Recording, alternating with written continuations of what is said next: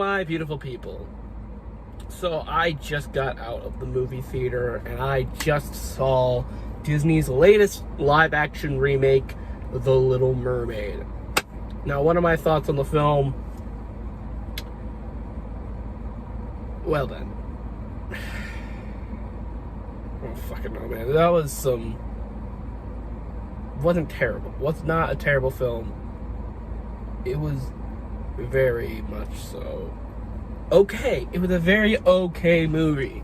I just want to get one thing out of the way. None of my criticism has anything to do with the fact that they made Ariel black. That is perfectly fine. I'm not Matt Walsh trying to put science to a creature that doesn't exist. I'm just here to criticize and praise what the movie gave me, and we're going from there. Now, the thing about Halle Bailey as Ariel is that she's actually one of the better parts of this movie. Her performance really is a pretty good performance of Ariel. Her voice is absolutely spectacular. When the voice is like one of her defining character traits, you kind of have to have an actress with an amazing singing voice, and her voice really shines through, especially in her musical numbers, of course. And you know, her acting is not the best. I think she could have gone a little more goofy with the performance, but it was still very good. She was a very good Ariel, and I'm glad that this movie exists for that performance alone, because she did a really good job. Now, we could have saw it easily on Broadway, but, you know, it is what it is. And another really good aspect of this film is Eric. Eric was also handled really well in this film. His actor did a very good job. I like how they fleshed Eric out a little bit more, because he didn't really have a lot to do in the original film outside of just be, I want to find that girl. There you are. Let's go around the town. That's basically Eric in the original movie. No, we see on how much he wants this girl, and how he is very similar to Ariel, even having this little room where he collects things from the ocean and from his travels. It's very sweet. Their chemistry together, their relationship, their performances, it's what carries this movie for me. They are what makes the film. Everything revolving them is really good. Now, where this film falls is everything else. So let's talk about some of the other performances. Most of the performances I actually were pretty fine with. Flounder's actor, he did a pretty good job. There were two actors that I was very concerned about. And that was Awkwafina as Scuttle and Melissa McCarthy as Ursula. Awkwafina as Scuttle is just a very bizarre casting choice for me, personally. But she actually, surprisingly, wasn't that bad. She wasn't as annoying as she was in something like Raya and the Last Dragon. She was serviceable. It helped that she wasn't in the movie a whole lot, only in a few scenes. But, you know, she did good with what she had. Her rap song that she had in the middle of the movie, that was pretty damn cringe. Yeah, Scuttle fucking raps in this movie. But we'll get to the songs later. But I thought she did a pretty good job. And Melissa McCarthy as Ursula, that was very controversial casting from the get-go. Probably more so than Ariel. But with Ariel, it was mainly racism. With Ursula, it was mainly just concerned for the character, because Melissa McCarthy is really just good at making a bunch of fat jokes and falling down. We don't know if she could really play like a big villain. And many people thought, why the fuck didn't they just get a drag queen to play Ursula? Well, then the incels would really fucking hate this movie without even watching it. And me personally, I would have preferred Lizzo in the role of Ursula. Like, could you imagine Lizzo playing Ursula? That would be fucking amazing. But, you know, Melissa McCarthy, she did a pretty good job. There were one or two moments where, okay, that's a Melissa McCarthy moment. But for the most part, she just plays Ursula. You can tell she's having the time of her life, being this undeniable bitch, the sea bitch, if you will. She does a great job with her performance, and she's also a very strong highlight for the film, on top of Ariel and Eric. Now, Triton, on the other hand, I feel like he underacts throughout the film. Like, he's very soft spoken. I think he needed to be more powerful. He needed to sound more powerful. It's just the way this actor says most of his lines. We needed like a more powerful sounding, looking actor. Like, I know he's probably not old enough for this role, but Chris Hemsworth would have been a very good choice to play a live action Triton. Just give him some gray, give him a gray beard, age him up with some makeup, and he would have done a very good job. Now, there's one last other major character left to discuss. That is Sebastian.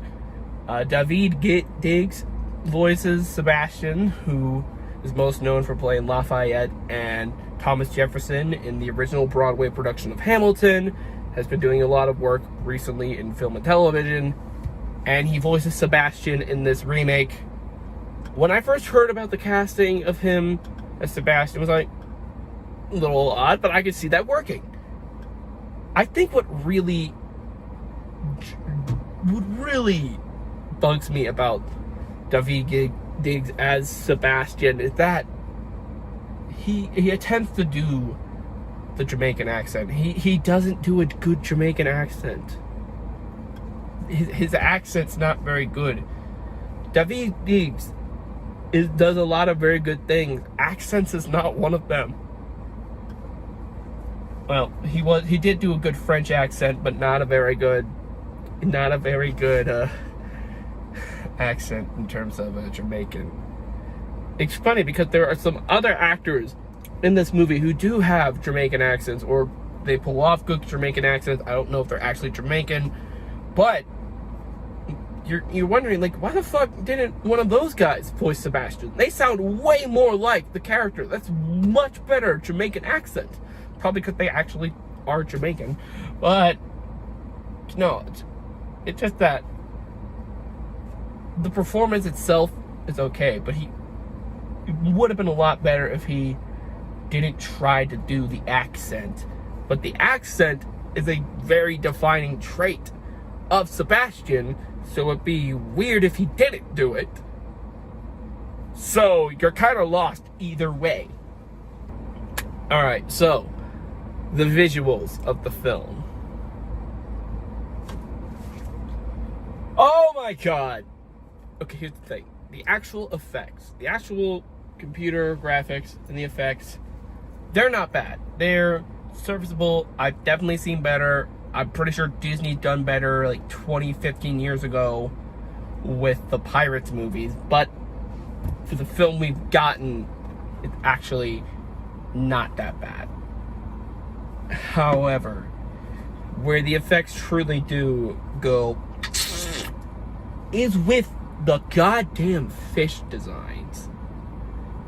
They made the fish look realistic, and the other remakes have attempted to make all the CG characters look realistic, like Beauty and the Beast and Lion King, and even Pinocchio did this.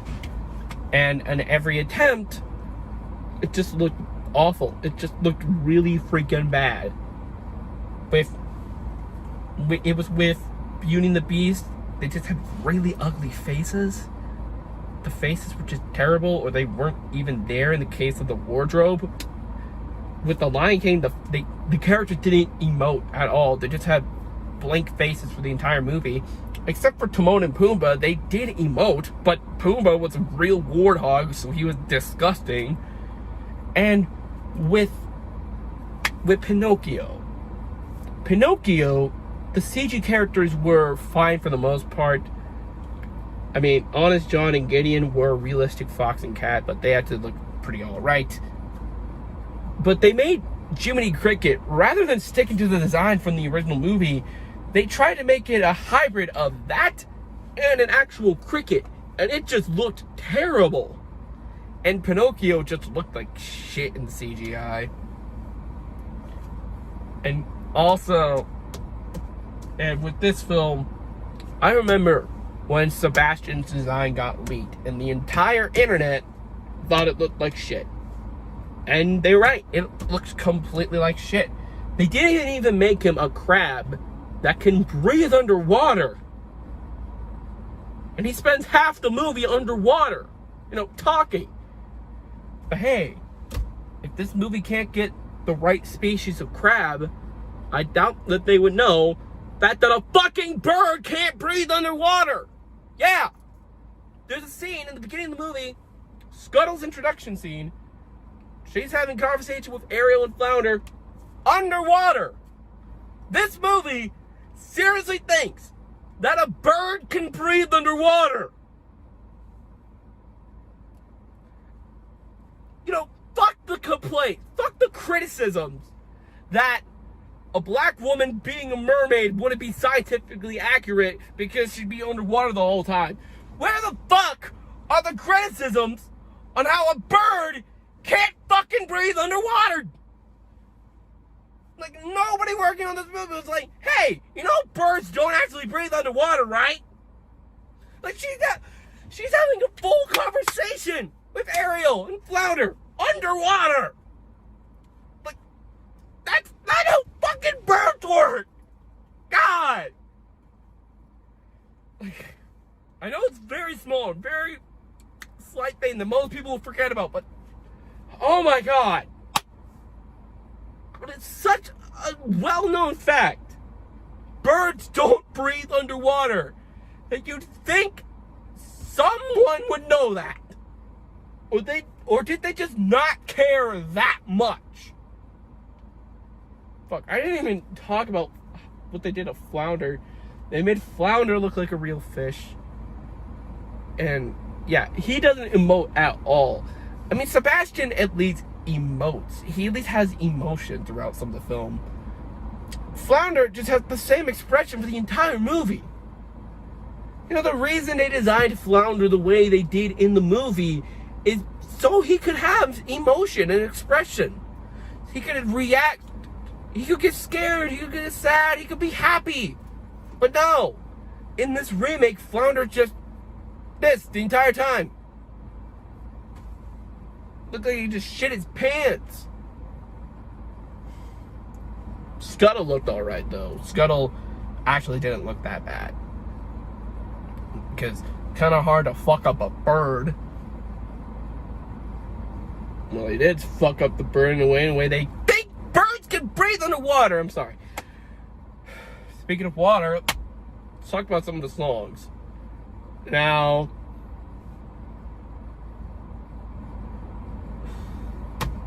the songs. This movie ended up cutting out Daughters of Triton. So, they moved Fathoms Below to later on. So the opening number is now Part of Your World, and it's like 10 minutes into the film, and that's the opening number. And Halle Bailey does a very good job singing the song. Part of Your World isn't really supposed to be like a song where the characters just sings higher and higher and higher. It's supposed to be kind of a sad song in a way. Like, Ariel wants this so bad, but she can't really have it. So the fact that she's trying to sing it as beautifully as possible kind of just doesn't work with what's actually implying with the context of the song in the film. Like, she sings it beautifully, don't get me wrong, but that's kind of not what is needed for the scene. If this was just like a performance in, like, say, a variety show or a singing competition, that'd be fine. But no, this is for a fucking movie. You gotta realize what is needed at the moment. Like, she smiles way too much during the song in order for it to feel right. When she does it later on for the reprise, that's perfectly fine because she's happier now. She's found something to live for. something she needs, something that will keep her going. But for the original one, it's just okay, just sing it how you're really supposed to sing it. But then after the reprise, it's Under the Sea, and that's where the first one was more nitpicking. This is where the genuine complaint comes from, and it really goes to show on how this really shouldn't have been live action to begin with, and how this movie shouldn't have been made. The song just feels lifeless. These remakes are obsessed with being so realistic that they just get all the creativity out. To where in the original movie, in the original scene, the characters are all jumping and bouncing. You have the creatures playing instruments. You got a freaking octopus using its own tentacles as strings, as a little guitar or a harp or something. Like, he's playing himself, not playing with himself. It's a very keen difference. But in this movie, you gotta be realistic, and realistic animals don't play instruments. Hey, guess what, movie? You know what else isn't realistic? Talking fish and mermaids. Didn't think of that. And like, Sebastian is still listing on how, the fish plays the hoop, the hop plays the hop, but we don't see that happening. When in the original movie, we saw that. Maybe they just didn't want to have another blackface fish. I don't know. Oh, God, excuse me. But, like, I've seen high school productions of the Little Mermaid Broadway show that had more life and energy and pizzazz for Under the Sea than this movie did, which has all the fucking money in the world. And those high school shows are literally just school plays. So there's literally no excuse. They were too focused on being realistic that they completely forgot about what was best for the scene and what was best for the movie. That's what happened with Lion King, and that's what's happening here too. And moving back over to designs, I don't know why it's so hard for these movies to just take the original designs from the movies, the cartoony designs, put them into CGI, and then give them realistic textures like what Detective Pikachu did, or what the Sonic movies eventually did. Like, it's that easy, guys. I mean, come on. And I know you're easily capable of doing it, because that's exactly what you did with Christopher Robin. Yeah, they took those classic Winnie the Pooh designs and they just brought them directly into live action and made them look a little bit more like stuffed animals and toys.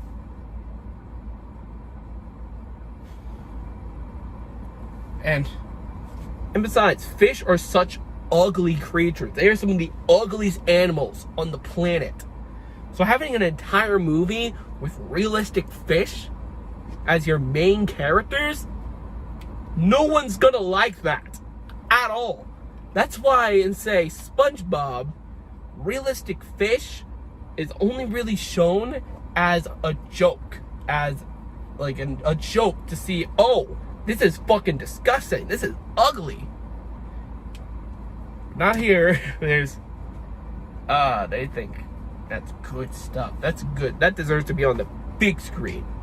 And moving back over to the songs, Melissa McCarthy does a really pretty good job with Poor Unfortunate Souls. Wasn't denying her singing ability. Kiss the Girl was alright. It was alright. Not a whole lot to complain there, but they did manage to go a little abstract with Kiss the Girl. It was very beautiful looking, very nice looking.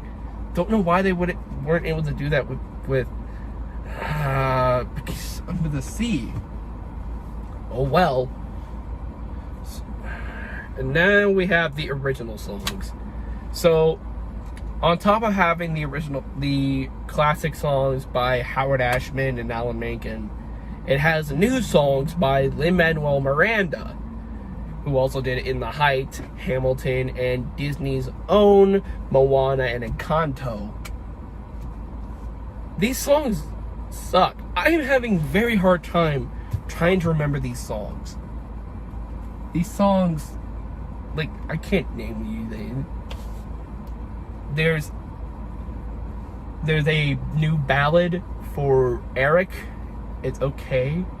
There's a song about Ariel experiencing the new human world that's completely in her head.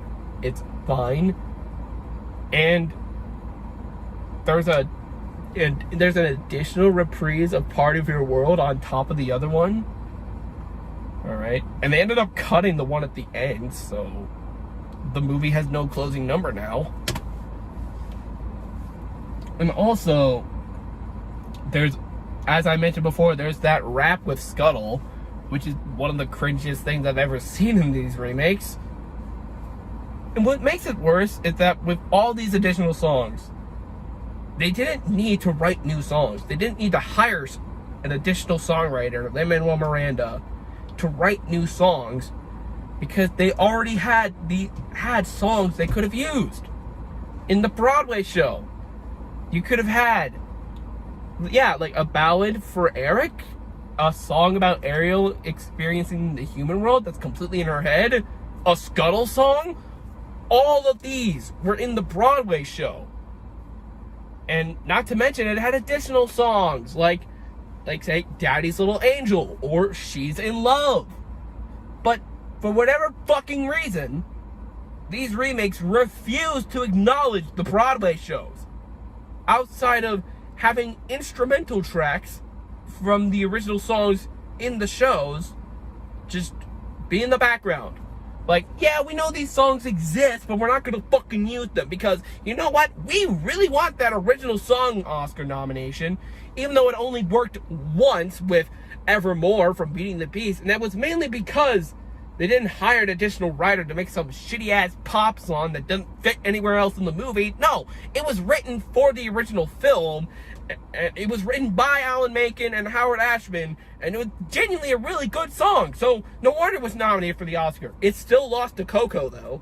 So, they still kept on doing it with Aladdin, and they kept doing it with Lion King and Pinocchio for some reason, and they're continuing it with The Little Mermaid, and presumably with Hunchback as well, when that eventually comes out, and Hercules 2.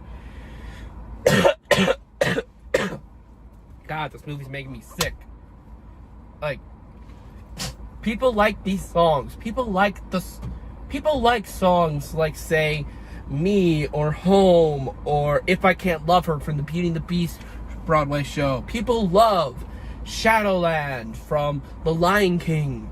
People love songs like She's in Love, Positivity, and Daddy's Little Angel from Little Mermaid. I haven't seen the Aladdin Broadway show, so I don't really know any of the original songs from there. I'm just gonna assume that they're all the songs from Twisted. But still, people like those songs.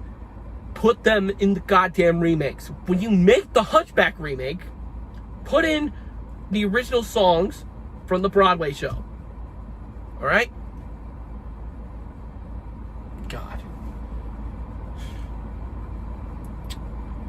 So, my overall thoughts on this film is that there are definitely good aspects of it, particularly everything relating with Ariel and Eric, and a good chunk of the performances and some of the visuals. But the character designs and some of the musical numbers are just so bad, they completely kill the movie for me.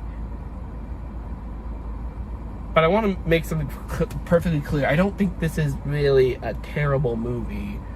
It's not on the levels of films like Alice in Wonderland, Maleficent, Beauty and the Beast, The Lion King, and Pinocchio. There are definitely worse movies than this in terms of the live-action Disney remake canon. But it's still not very good. It's not what I would call a good movie. It is a very average, middle-of-the-road film with some pretty bad flaws.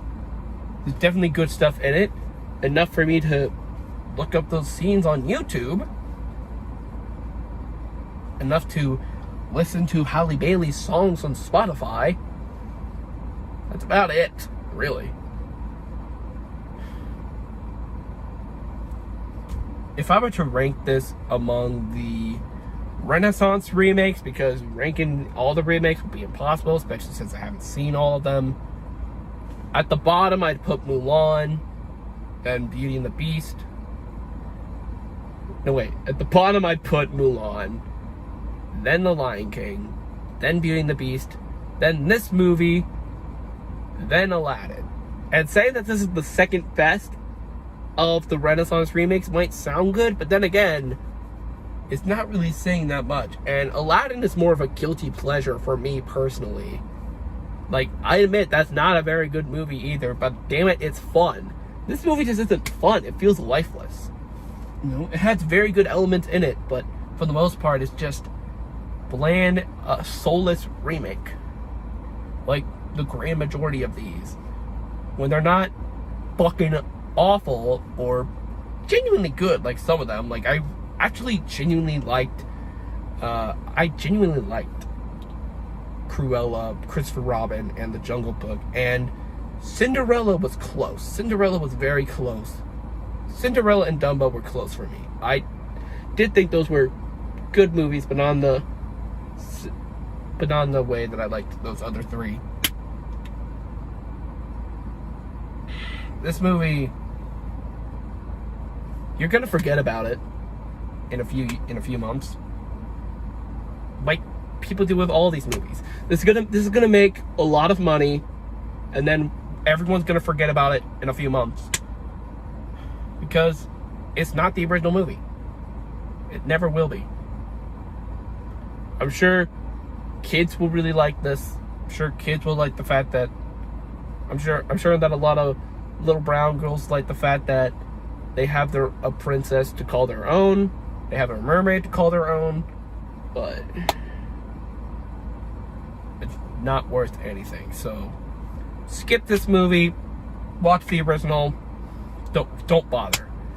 But anyway, guys, that'll be it for this video. What do you guys think of the Little Mermaid remake? Please let me know in the comments below. Also, be sure to like, comment, and subscribe, and ring the bell to be notified of when future videos are uploaded. So, yeah. But until then, I will see you later. Bye.